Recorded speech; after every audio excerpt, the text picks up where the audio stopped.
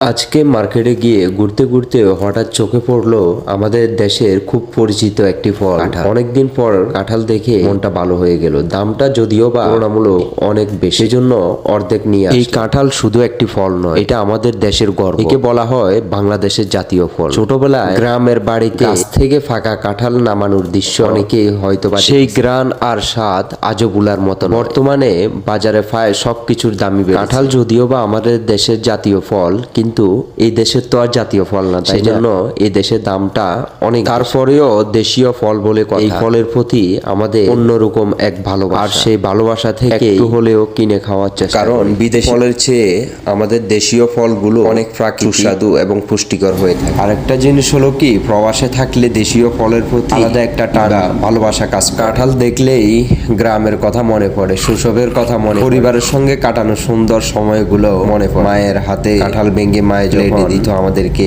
আমরা তখন প্লেট থেকে নিয়ে নিয়ে খেতাম। এই কথাগুলো মনে পড়লে খুবই খারাপ লাগে।